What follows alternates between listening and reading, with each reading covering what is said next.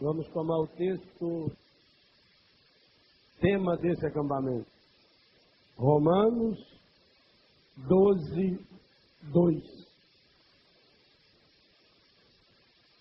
Romanos 12, 2. E pode deixar uma marca aí, porque nós vamos voltar algumas vezes a esse texto.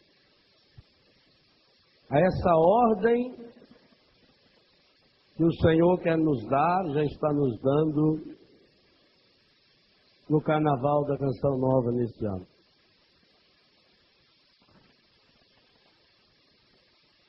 Primeira linha do versículo 12, nós vamos ler agora. E se você não quiser olhar para a sua Bíblia, é só olhar para aquele banner que está ali. Não vos conformeis com este mundo. Vou guardar essa frase. Depois eu vou tomar a segunda e a terceira parte dessa frase. Numa outra hora. O que será que o Senhor está nos dizendo através de Paulo com uma frase que a princípio parece ser uma coisa bonita?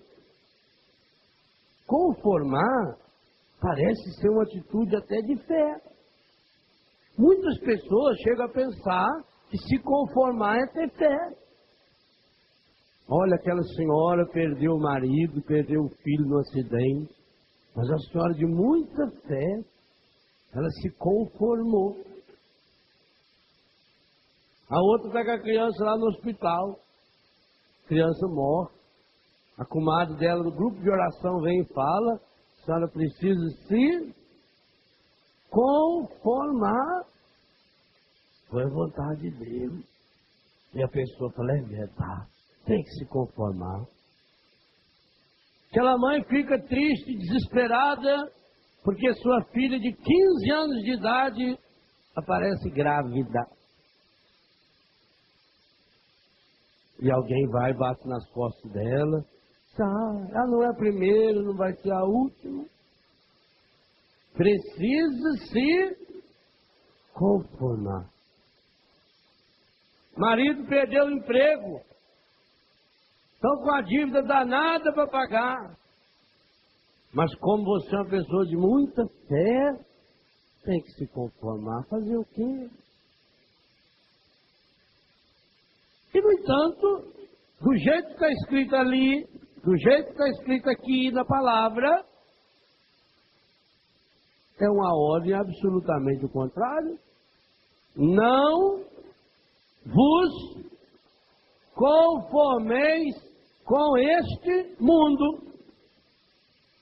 E o interessante aí é a palavra mundo. O Novo Testamento foi escrito em grego. O grego tem muitos termos específicos para definir alguma coisa. Por exemplo, amor em grego. Amor em grego pode ser ágape, para falar de Deus. Philos, para falar do amor humano, das coisas. Eros, para falar do amor homem e mulher. Em português é tudo amor. Esse é um perigo também com a palavra mundo, que aparece aí nesse versículo. Não vos conformeis com este mundo. O termo grego usado aqui não é cosmos. Cosmos significa o mundo físico. São Paulo foi buscar um termo que tem vários sentidos e que só descobrimos o sentido desse termo aí, nesse versículo 12, 2, a partir daquilo que ele continua falando e que eu vou retomar numa pregação amanhã ainda.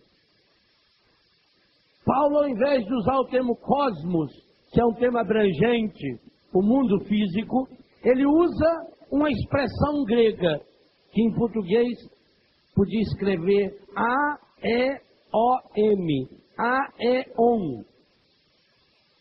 Não vos conformeis com esse aeon e não cosmos. E o que quer dizer esse aeon?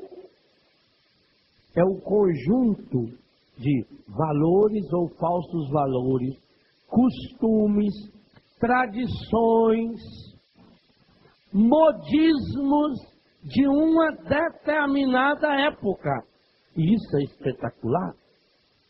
Porque, ao usar conscientemente esse termo, como o Padre Jonas citava hoje, o finalzinho da carta, a primeira carta de São João, esse mundo que jaz sobre o maligno, também lá o termo grego é aeon. Ao assumir esse termo, aeon, e não o termo cosmos, porque cosmos é uma coisa permanente, e aí vem o erro. Tem que se conformar, sempre foi assim, sempre vai ser assim. Não, São Paulo está dizendo que ser cristão é ter a coragem de ser diferente. É mais do que ter coragem de ser diferente, é fazer uma opção radical pelo diferente. Não se conformar é se inquietar com esse mundo, ou seja, com esses valores, entre aspas, com esses costumes, com esses modismos, porque isso são coisas exteriores. E o que é se conformar? Conformar. Aí a palavra mãe dessa palavra é a palavra forma. E dessa palavra raiz forma, vem formato, vem forma, vem deforma, vem conforma, informa. São Paulo vai depois usar um outro termo, repito, que vou trabalhar amanhã, transforma. Ao falar conforma, significa assim, na medida em que eu vou me aproximando dessa forma, eu vou ficando com essa forma. Conformar é o que a senhora faz em casa quando vai fazer um bolo. A senhora põe lá dentro do liquidificador, por exemplo, joga lá a farinha, joga lá o leite condensado, tudo dá. Joga lá açúcar, aquela coiseira, bate, aquilo é uma meleca. Que forma que tem aquilo? É líquida. Aí despeja lá numa forminha. Que tem até um narizinho no meio. Para lembrar os pudim antigos, né? Antigamente tinha sentido aquilo. Que aquilo era para banho-maria, aquilo era para água quente entrar no meio e cozinhar de dentro para fora. Tem gente que até hoje pensa que aquilo era para enfeitar o pudim. Aquilo era para cozinhar ele de dentro para fora e de fora para dentro. Ele ficava com aquele sabor gostoso. Não ficava aquela coisa casca grossa, igual bolão de fubá assado na balé de ferro. Fica aquela casca grossa, dura e por dentro cru. Então põe aquele negócio. Aí você despeja aquela meleca, você despeja lá. Leva. Aí antes você tem que passar uma gordurinha ali, uma banha, jogar uma farinhazinha para não grudar. Agora hoje não, hoje já tem teflon. Dizem que teflon não gruda, né? Mas é mentira. Porque se ele não grudasse, como é que ia colar ele na panela? Alguma coisa faz esse teflon grudar. Senão ele ficava solto dentro da panela. Se ele gruda na panela, é sinal que em alguma coisa ele gruda. Então, isso é propaganda enganosa. Você joga ali dentro, leva no forno. Ele vai assando, assando. Por isso que fala assar em banho-maria. Cozinhar em banho-maria. Devagarinho. Quando está pronto, você pega um palito de fósforo, finca nele e tira. Se saiu limpinho, está assadinho. Aí você dá uma ajeitadinha assim, dá uma esfriadinha, senão você passa uma faquinha e volta, vira ele de bruço no prato. O que aconteceu com aquela meleca? Agora ela reproduz igualzinha a forma que você tinha antes. Não é assim? Conformar é exatamente isso. Gente, a expressão de Paulo aqui é espetacular. O que ele está dizendo é, mesma coisa, forma de gelo. Você põe água ali dentro, a água é líquida. Aí você bota lá dentro da geladeira, ela vai quebrando as moléculas, vai transformando a água em estado sólido. Só que fica com o formato que tinha antes. Antes aquela forminha de ferro, que é a forminha de alumínio. ou quer a forminha lá de plástico. Veja, não é de uma hora para outra. Essa ideia é muito importante. O conformar não acontece de uma hora para outra. É um processo. Segunda coisa, exige que você, de alguma forma, mergulhe nessa forma. Terceira coisa, exige que sofra uma influência exterior. No caso do exemplo do bolo, a influência do fogo, do calor. Do gelo, a influência do frio. Esse processo ele é lento, esse processo ele é gradual. Ora, retome aquilo que o padre falava de manhã, da serpente que estava lá seduzindo o passarinho. Agora eu achei espetacular aquilo, você viu? O padre disse que saiu para fazer o quê? Caçar passarinho. Quer dizer, ele podia caçar passarinho, a serpente não podia, né? Olha! Ele podia, quer dizer, ele ficou triste que a serpente era uma concorrente. Falei, danado.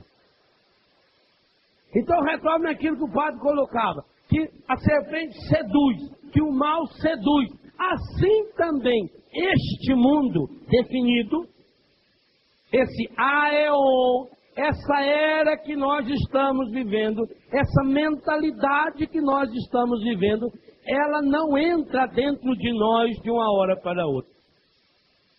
Gente, ninguém no mundo comete um pecado mortal de uma hora para outra. Ninguém. A pessoa vai lenta e gradativamente se preparando para pecar. Assim também o mundo vai nos preparando. Ele vai entrando sorrateiramente dentro de nós. O encardido tem um projeto. Está lá. Versículo 19 do capítulo 5 da primeira carta de São João. Esse mundo que jaz. E lá também o termo jaz é no sentido de túmulo. E túmulo fede. Esse mundo que está jazendo, esse mundo que está necrosado pelo poder do maligno, ele tem um projeto muito claro e muito definido. E que precisa estar muito claro para mim e para você. O encardido tem um projeto claro e definido a meu respeito e a seu respeito. Ele vai fazer o possível e o impossível, o imaginável e o inimaginável para nos seduzir. Com um detalhe, ele não desiste nunca. Se ele não conseguiu te abocanhar hoje, não pense você que ele vira as costas e vai, desse aí eu não quero mais. Se ele não consegue abocanhar a gente hoje, ele só vai dar a volta para tentar encontrar a gente numa situação de fragilidade. Por isso que as pessoas são pegas pela fragilidade. Quando fala esse mundo, e eu já repeti algumas vezes que é para você gravar bem, o termo usado aeon significa essa mentalidade. Essa mentalidade desse mundo significa o governo desse mundo. Gente, eu não sei se vocês tomaram consciência de algo muito sério que aconteceu semana passada. Os jornais aqui no Brasil, até por isso, nem trouxeram a notícia com ênfase que merecia. A Rádio Vaticano, rádio oficial da Igreja Católica, a rádio que está sob o comando direto do Santo Padre, o Papa, transmitindo uma palavra oficial do seu diretor. O diretor da Rádio Vaticano significa que ele tem que tomar muito cuidado com o que ele fala, porque o que ele fala é em nome do Papa. É a voz oficial, é igual um porta-voz. A Rádio Vaticano, semana passada, fez um pronunciamento que eu não vi em nenhum lugar semelhante a respeito dessa possibilidade da guerra. Por que o Papa está convocando esse jejum e a oração conjunta no dia 5? A Rádio Vaticano falou abertamente contra o presidente dos Estados Unidos, o senhor George W. Bush. A Rádio Vaticano chamou esse homem de imaturo. A Rádio Vaticano. Isso é coisa que daria uma guerra. A Rádio Vaticano disse que esse homem é irresponsável. Que esse homem só quer a Organização das Nações Unidas se as decisões da ONU lhe forem favoráveis. Porque, repetindo o discurso do próprio George W. Bush, se a ONU for contrária, o Conselho de Segurança for contrário, ele invade do mesmo jeito. Essa coragem que a igreja tem, infidelidade é uma palavra como essa. Porque esse aeon, para fazer você se conformar a ele, ele tem sob si os governos de muitos países.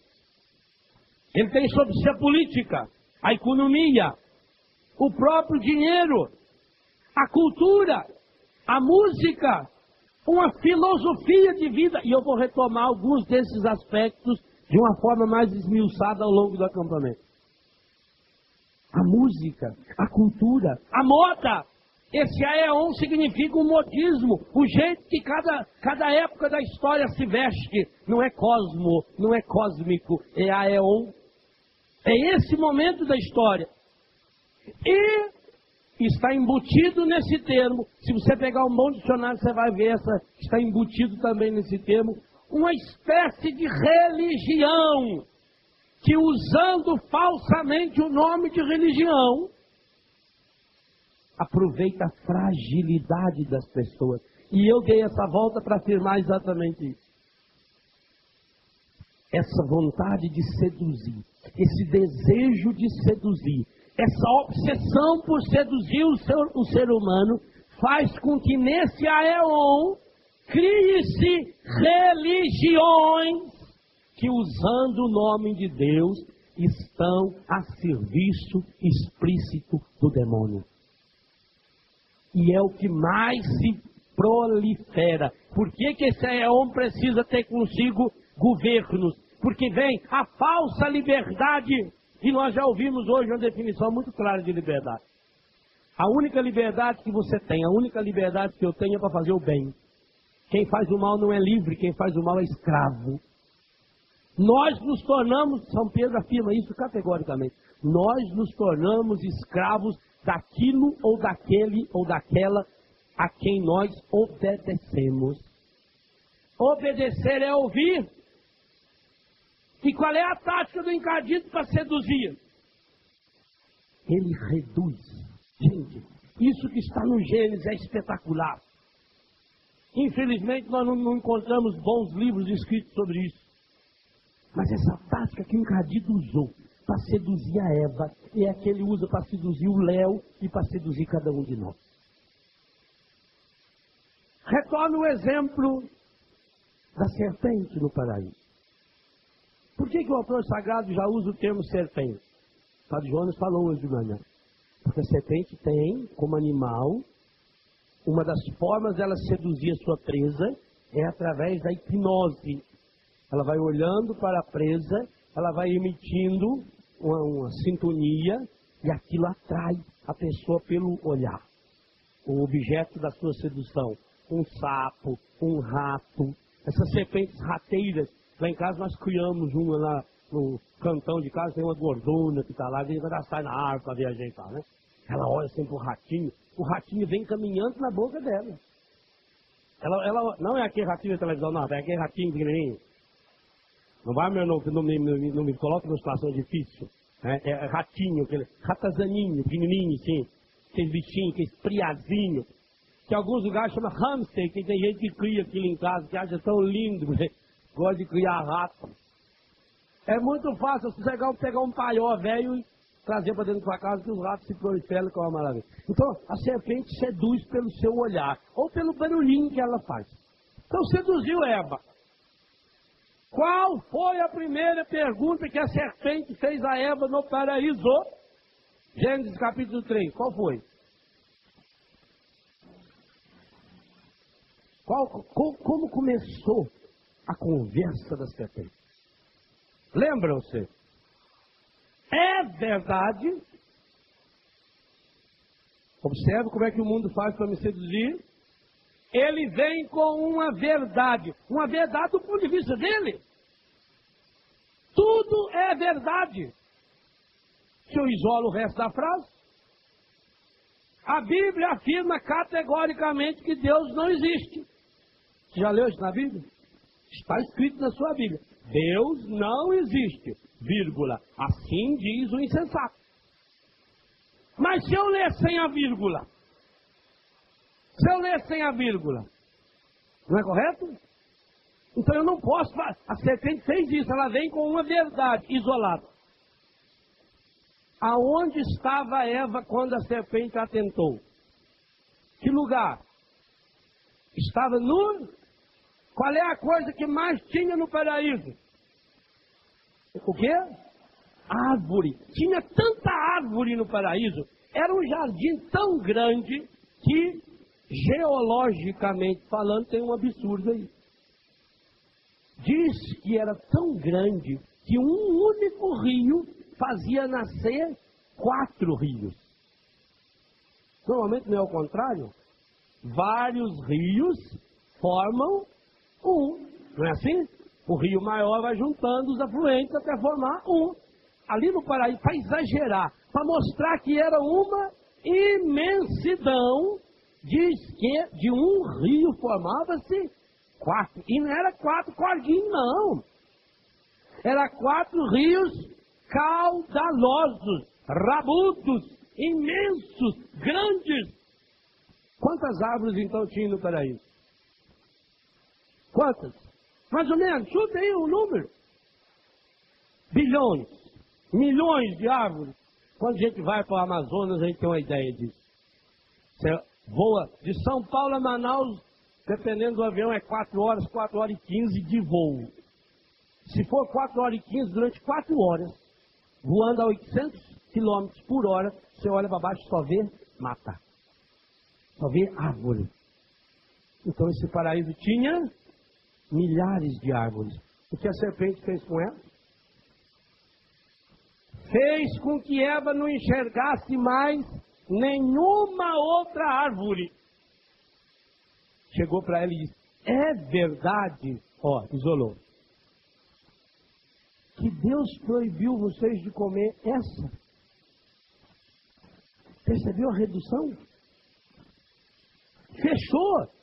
Eva tinha os olhos abertos para enxergar tudo. É como se a serpente pegasse um canudo, fosse colocando aqui no olho da Eva, igual a gente faz com o burro para ele poder puxar a carroça. Então você limita o ângulo da visão dele aqui. E ainda foi fechando até chegar numa única árvore. Meu Deus do céu. Talvez seja por isso que quando Jesus curou aquele cego, e que Jesus fez a saliva e passou no olho dele, e perguntou para ele: está enxergando? O que ele falou? Eu vejo o homem, só que parece uma árvore que anda. Jesus falou: você está enxergando uma beleza, né? Olha, tem muita semelhança mesmo, uma árvore andando. Olha que espetáculo, você está bom, você pode ir embora, você já está recuperado. Foi o que Jesus fez? Rezou mais um pouco para ele. Agora você, bom, anda bem, meu bicho. Pensei que eu esqueci a arte de fazer milagre. Quase que Jesus invocou Santa Luzia para ajudar ele a curar aquele homem. Só não fez porque Santa Luzia ainda não tinha atuado na oftalmologia ali. Eu estava especializado naquele oculismo. Então o que a serpente faz? Ela isola. Está fazendo isso aqui, ó. Meu olho está aberto, amplo. Está reduzindo. Técnica de redução lenta. Por exemplo, você está dirigindo o seu carro durante o dia. Durante o dia você está guiando o seu automóvel. Qual é o seu ângulo de visão? Você enxerga tudo que tiver na frente. Tudo que tiver aqui. Não sei quantos graus dá isso. Mas deve dar aqui bem uns 140, 150 graus. Isso você enxerga aqui, ó. E se alguém mexer aqui, eu estou enxergando. Aqui onde está a minha diretora, eu consigo enxergar. Está aqui a quase 180 graus. Se ela fizer um movimento. Aqui onde está o dumbo, eu consigo enxergar se ele fizer um movimento. Aí você já olha. Então você tem amplamente 140, você tem a possibilidade de 180 graus aqui com um pequeno olhar, com os retrovisores do carro, você tem a visão de trás e o retrovisor interno te dá a visão exatamente atrás de você. Então você tem aí a possibilidade de uns 270, 280 graus de visão, correto? E a sua visão vai até aonde? Até aonde der. Até onde você conseguir enxergar. Agora, você está passando na mesma estrada, guiando o mesmo automóvel, só que 10 horas da noite. O que acontece com a sua visão? Essa visão que você tinha, esse ângulo de 270 graus, pelo menos, reduz-se a aqui, esse ângulo da minha frente. Isso deve dar uns 40, 45 graus. Além disso, além dessa redução, reduz a distância. Por que tem automóveis que tem farol de milha? Não tem farol de milha? Que são excelentes faróis. Alguns automóveis já vêm com farol de milha. Para aumentar a minha visão. Ele chega até 1 milha. 1 milha dá 1,5 km. 1.600 metros. Então, se eu tiver um excelente farol de milha, o meu carro, o farol, joga a 1.600 metros mais ou menos. Você percebeu o exemplo que eu dei? A serpente não mudou. O encardido não mudou o mundo que você está vivendo. Você está vivendo no mesmo carro. Você está dirigindo na mesma estrada. Você não está com problema na sua vista. A única coisa que ele fez foi escureceu o horizonte externo. Primeira carta de São João, capítulo 5, versículo 19. Esse mundo, esse aeon, ele está, jaz. Jaz é o que mesmo? Aqui, jaz. Ele está morrendo em que lugar? Nas trevas. Não foi a oração que o padre retomava, finalzinho do primeiro capítulo de São Lucas? Aqueles que jazem na sombra da morte, no poder das trevas. Então, ele vai escurecendo. Primeiro ele faz esse processo, hein? Ele vai fechando a minha visão. E isso ele faz com o mundo, faz com a pessoa. Eu começo a me relacionar com o Dunga. Começo a fazer amizade com ele, o Dunga fazer amizade comigo. Você já pensou quanta coisa a gente pode fazer junto? Meu Deus, nós podemos viajar junto. Você fala para os jovens, eu vou falar para os casais. Você como leigo vai dar um testemunho, vai levar sua esposa junto. Nós vamos fazer um grande acampamento, onde vocês dois vão falar de casal, eu vou falar do sacerdócio, você vai animar o povo, eu vou celebrar a missa. Já pensou? Mas aí o encardido não gosta dessa parceria, o que ele faz? Ele começa a isolar a minha visão e fechá-la num defeito do Dunga. E ele não inventou esse defeito, o Dunga tem esse defeito. Não sei qual.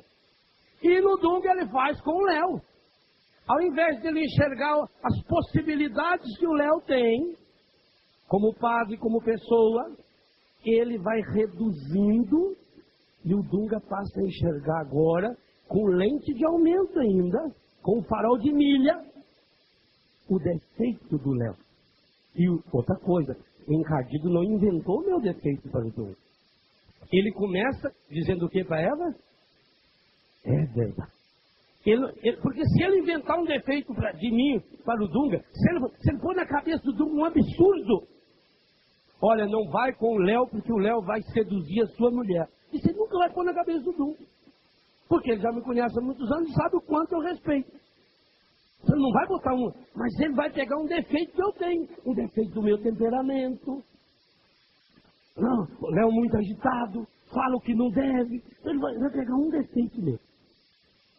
Um defeito que eu tenho. Vai apagar minhas qualidades. Ao invés de dirigir de dia, ele me põe na mesma estrada, só que agora dirigindo de noite. Aí apaga minhas qualidades. Não vejo mais nenhum horizonte. Não vejo a cachoeira. Não vejo lá na frente aquela curva. Não vejo os perigos. Que de dia a gente vê os perigos da estrada, não vejo as belezas, não vejo as flores, não vejo atrás. Que o meu retrovisor serve para quê? Aliás, de noite, o retrovisor do carro ainda tem uma manivelinha assim que você puxa para ver menos ainda, porque senão o farol de trás ainda prejudica a gente. Então ele reduziu. Aí o Dunga começa a falar, não vou não, Léo, não vou não. Ele tem aquele problema. Aí eu fiquei sabendo que o Dunga não quer ir comigo porque eu tenho aquele problema. Eu disse, mas logo ele. E ele que tem aquele outro problema. Tem aquele, mas não tem. Estão percebendo o que o Gadido faz? Ele não inventa problema. Eu tenho. Você tem, seu marido tem. Por que que 99,7% das brigas de casais acontecem de noite? Por quê? Vocês casados que se falam que... Por quê?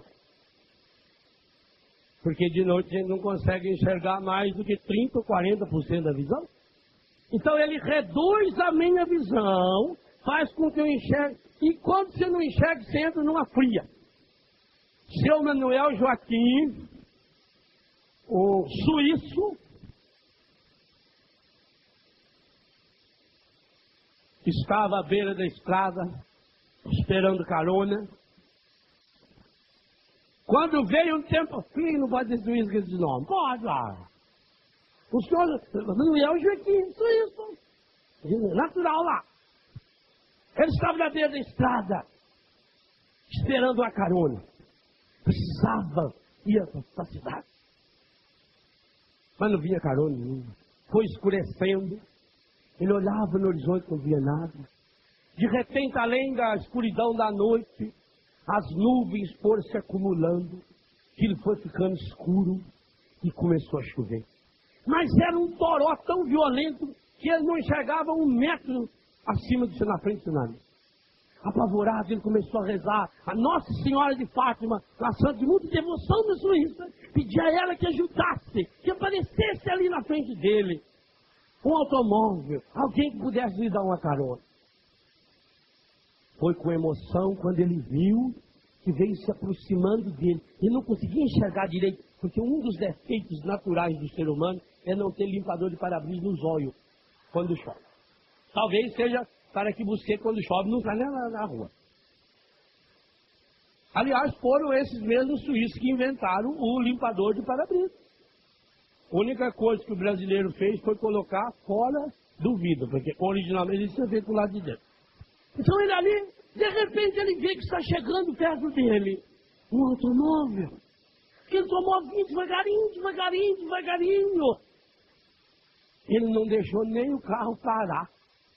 Como estava bem devagarinho, ele entrou do lado do carona, sentou, fechou a porta. Graças a Deus, obrigado, minha Nossa Senhora, muito agradecido. E eu podia estar dentro desse automóvel, muito obrigado. Falando assim no suíço clássico, né? E foi limpando assim o rosto, aquele suor e o carro devagarinho ainda. E quando ele foi agradecer ao motorista, não tinha motorista. As pernas daquele senhor começou a tremer. Ai, meu Jesus, meu Nossa Senhora! Estou no carro mal assombrado! O carro... E aquele carro que tem trava. E quando fecha a porta, ele trava sozinho. O carro travou. E ele não sabia onde estava a manivela, aquele calor ali dentro.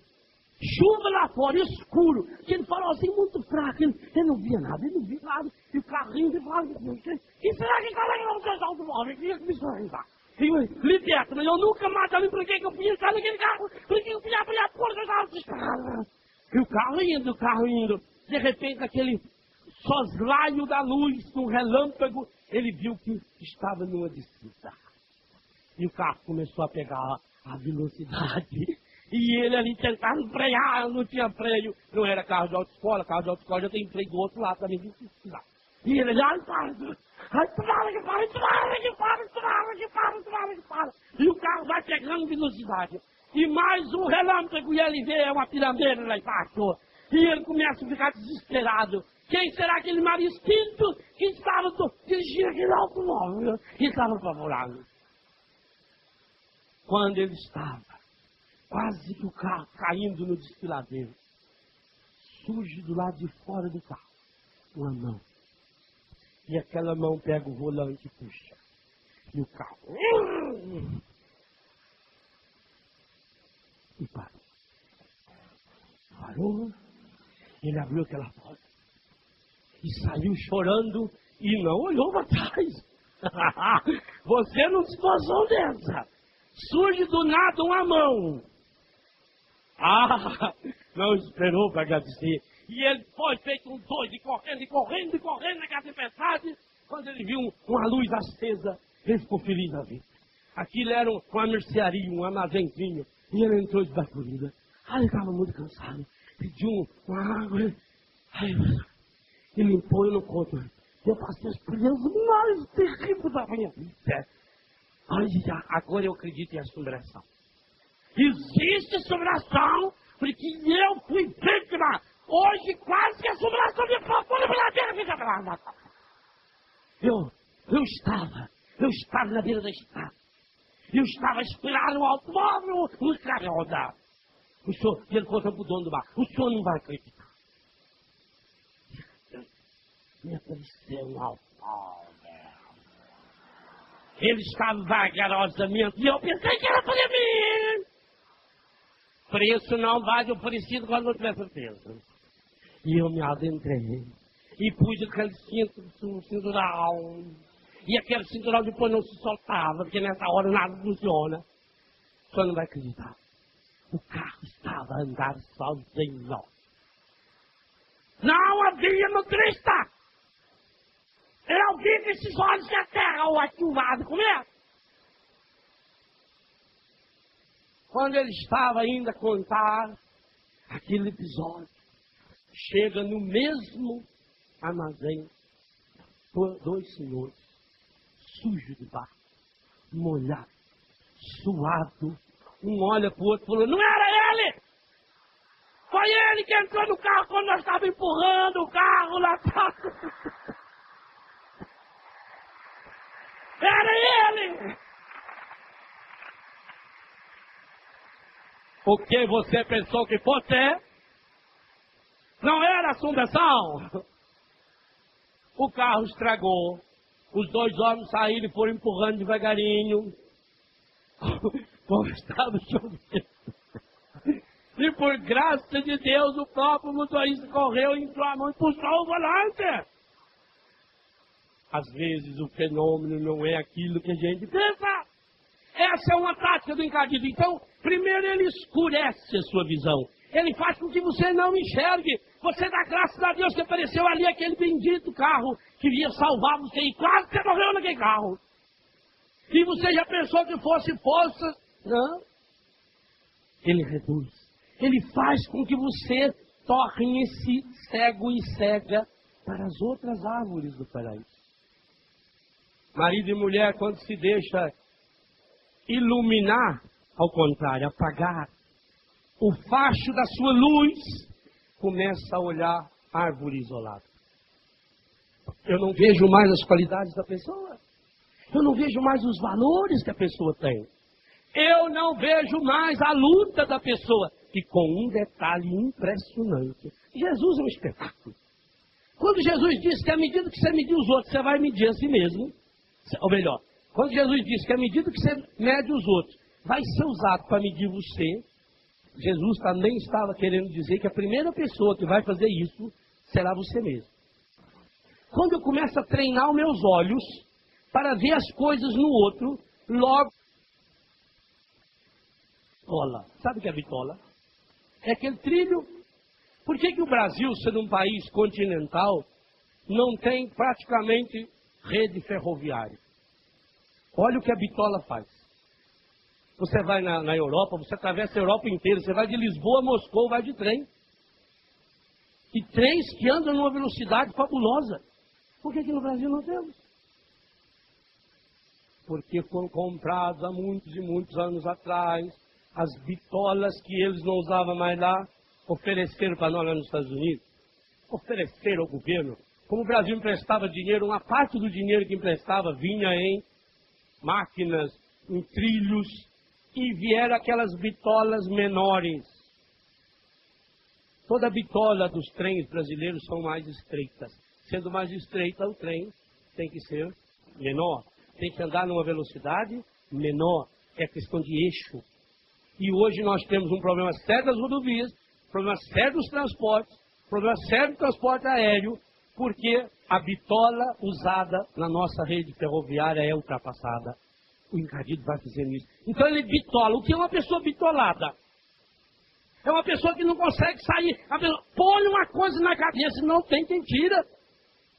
E quem, se não tivesse aparecido aqueles dois senhores que estavam empurrando o carro, quem iria esclarecer ao querido suíço, o senhor Manuel Joaquim, que aquilo eram duas pessoas e não um espírito do mundo que queria matar ele?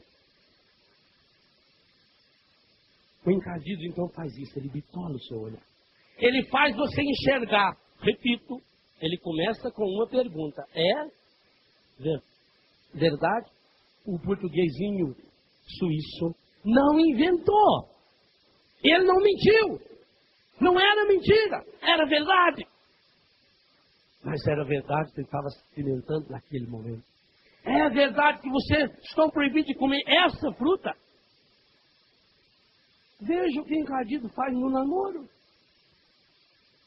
Por que os meios de comunicação descem a lenha na igreja? Porque a igreja católica é contra o namoro. O que tem que fazer experiência sexual no namoro? Olha a redução. O tempo do namoro, que deveria ser o tempo de conhecer a pessoa, de dialogar com a pessoa, de conhecer os ideais da pessoa, os sonhos da pessoa. Um tempo de conhecer, além dos olhos, descobrir o olhar da pessoa. Além de lamber o ouvido, descobrir como é que essa pessoa acolhe, como é que essa pessoa escuta. Descobrir o coração da pessoa. Se o ouvido estiver limpo. Senão fica a língua amarga. É cera amarga a gente. Como é que você sabe? É só você passar o dedo na orelha e lamber para ver que é amargo. Não vá pensar que é uma mãozinha lá.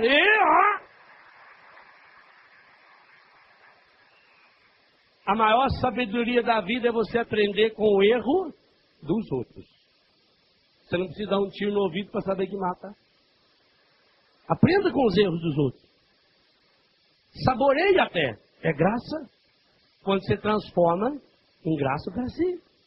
Então, esse tempo que seria para você ter um conhecimento amplo da pessoa, reduz a um pedaço do corpo da pessoa.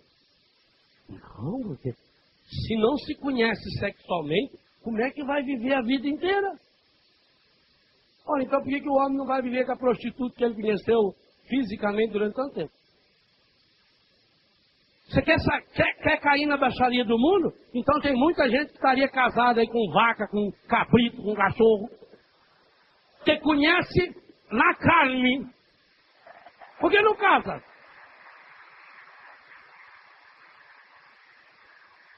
Como está na chegada do aeroporto de São Paulo, na chegada do aeroporto de Guarulhos, você sai da sala do desembarque ali, há um pôster desse tamanho natural, de uma cantora, toda sensual, segurando uma camisinha. Gente, a imagem que eles usam é terrível. É quase a mesma imagem de um sacerdote segurando a hóstia. Por isso que eles mostram sempre a camisinha enrolada. Ninguém usa camisinha enrolada. Então já devia mostrar ela dentro. Ou soprar ela feito um balãozinho de festa de aniversário. Ela segurando aquela hostiazinha, salvação. Na hóstia está escrito Jesus Salvador. Ela levanta a hóstia do encardido. Bonitinha. Ela é muito mais bonita que os padres. Eu nunca vi um padre lindo na câmera. Ela é bonita, ajeitadona. Não sei se canta bem, porque eu nunca vi cantando, mas a foto dela está bonita na foto. Ajeitadona. E está escrito uma frase mais ou menos assim: prova que você já cresceu. É mais ou menos isso que está escrito. Use camisinha. Então, esse mundo esse Aeon, que tem uma sexualidade Aeon, uma sexualidade mundana, diz que você, prova que você cresceu. Carrega esse carinho no bolso. Eu lia no Jornal Diário Catarinense de ontem que o governo do estado de Santa Catarina está fazendo a distribuição de 430 mil kits de preservativo para o carnaval. Enquanto tem gente no meu estado passando fome, morrendo de fome. No Brasil, um monte de gente passando de fome.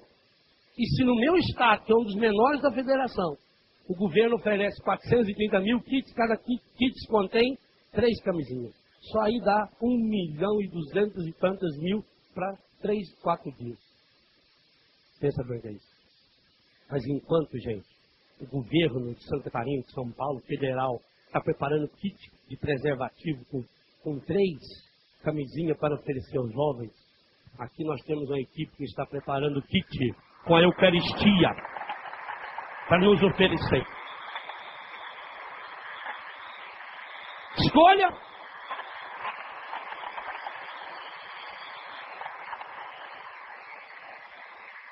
Prova que você cresceu.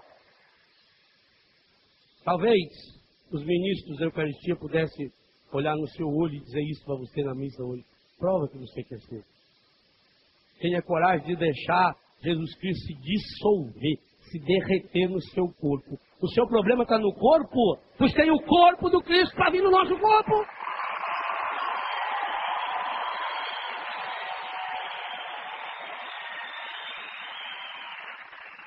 Mas o encardido não, ele faz, ele reduz. Ele reduz a sua visão. Ele faz você enxergar naquela menina, naquele rapaz, só os seus genitais. E obviamente, se você só enxerga isso, a hora que não tiver isso, não tem mais nada. Por isso eu conheço muitos homens que o dia que a mulher dele está menstruada é o dia que ele vai para a zona. E tem muita menina que aceita isso já no seu namoro. Eu conheci uma moça há muitos anos atrás, hoje, graças a Deus, muito bem casada. E ela veio pedir meu conselho, ela era noiva. A família dela todinha foi contra mim. Quando ela me contou que o noivo dela, durante o período menstrual dela, ele dava uma desculpa e não ia visitá-la, aproveitei para ensinar ela que era possível viver uma vida diferente. E teve coragem de largar dele. A família foi contra, achou um absurdo. O que tem um rapaz excelente só por causa disso? Qual é o homem que não faz isso? Aonde que vai achar um homem que não faz isso? Ela achou. E eu digo a você, menina, tem. E digo a você, rapaz, tem. Procure que você vai achar. Agora, não procura com a lupa do encardido, porque ela tem 2 defeitos. Ela reduz o campo da visão e apaga toda a luz em volta. Então você sai feito homem andando na escuridão, dando peitada em tudo quanto é coisa, e não vai enxergar. Se você quiser essa lupa do encardido, você não vai enxergar, você só vai enxergar defeito. Por isso é preciso abrir o coração. Não se conformar com esse... Meu Deus, será que eu estou enxergando assim? Eu reduzi o meu ângulo de visão. Meu Deus, por que será que eu gostava tanto daquela menina, eu gostava tanto daquele rapaz, eu gostava tanto daquele colega de comunidade, eu gostava tanto daquele namorado da minha filha, eu gostava tanto daquele padre. E por que de repente, padre, eu não sei, padre, foi de uma hora para outra, eu não sei por que eu passei a ter uma antipatia da pessoa, eu só vejo defeito. Por que eu só vejo defeito? Porque houve um momento em que eu mudei de óculos. Eu passei a enxergar com o óculos do encardido. Sabe aqueles óculos que usa torneiro mecânico, fresador, quando vai trabalhar no esmeril, que é tapado do lado? O encardido tem aquele que tapa aqui, e aquilo lá é para proteger. O encardido também diz que é para proteger. E ele começa, é verdade. É verdade que seu marido tem esse defeito.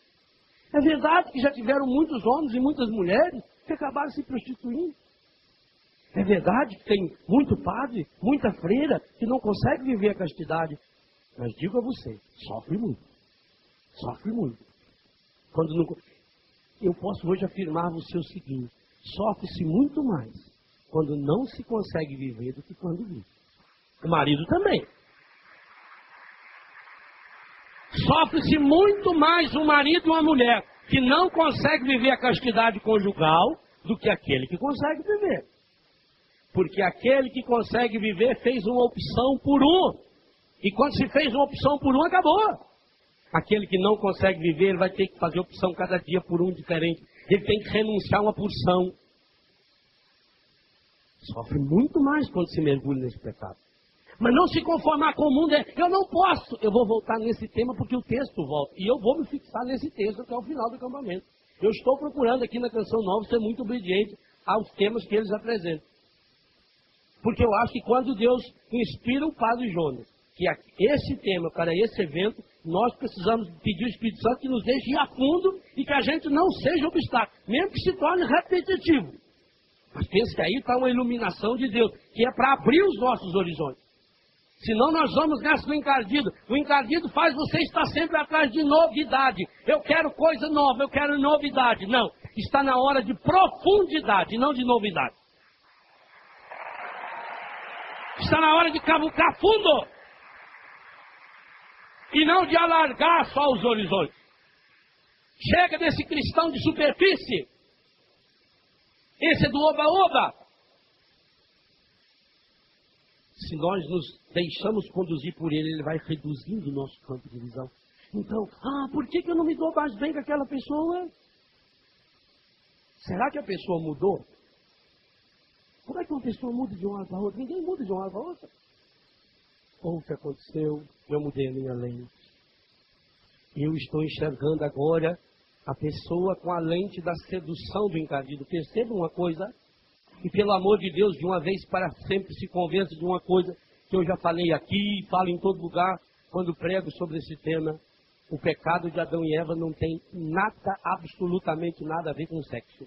Nada, nada, nada, nada. A sexualidade humana aparece em Gênesis capítulo 1, versículos 26 e 27. E depois no capítulo 2. O pecado aparece no capítulo 3. Tem nada a ver. Quando esse olhar sedutor da serpente, o que ela fez? Uma coisa ingênua. Reduziu o amplo olhar de Eva. Eva enxergava com os olhos de Deus. E quando se enxerga com os olhos de Deus, não se tem obstáculos. Se enxerga longe, porque só se vê bem com o coração. Deus vê o coração. Mais do que isso, sonda com a compaixão. Vai lá dentro.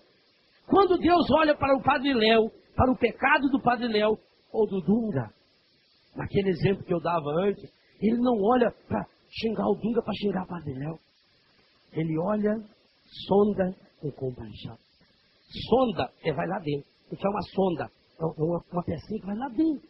A sonda no nariz, uma sonda no coração. Se faz uma cirurgia, põe uma sonda pela virilha. Deus sonda. Ele vai lá dentro, ele vai fuçando. Por isso que eu preciso de Eucaristia. Eucaristia é o aparelho que o próprio Cristo inventou para Deus sondar cada pedaço do meu corpo e mandar embora dali aquilo que não pertence a Ele. Isso é a sonda mais fabulosa que Deus inventou, foi a Eucaristia. Eu entro, ele entra dentro de mim, ele se dissolve. Quando a Eucaristia se dissolve em minha língua, em alguns milésimos de segundo, ela entra em contato com a minha corrente sanguínea. A ciência diz que o meu coração leva exatamente 1 minuto para fazer esse sangue circular pelos 94 mil quilômetros de extensão que tem todo o corredor de sangue do meu corpo. Em 1 minuto faz isso. Ou seja, quando você recebeu a Eucaristia aqui, a hora que você volta para o seu lugar, a hora que você se senta, o seu corpo inteiro já está eucaristizado. Você tem Eucaristia em cada poro, em cada pedaço do seu corpo. E esse Deus que entra dentro de você, sonda com a compaixão, é para mandar embora aquele câncer, aquela enfermidade, aquela opressão, aquela depressão, aquela angústia, aquele espírito de prostituição, aquela sujeira que está lá dentro.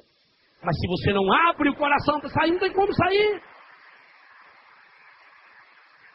Deus também olha assim e diz, é verdade, Léo tem aquele defeito. É verdade, Léo tem aquele pecado. Mas para que Léo e mais ninguém pudesse sequer pensar que aquele pecado fosse obstáculo para que essa sonda de misericórdia entrasse no corpo dele, o meu filho, que deu seu corpo, que sondou o mundo inteiro porque viu o mundo com os olhos humanos, o meu filho. Eu não me acostumei nas terras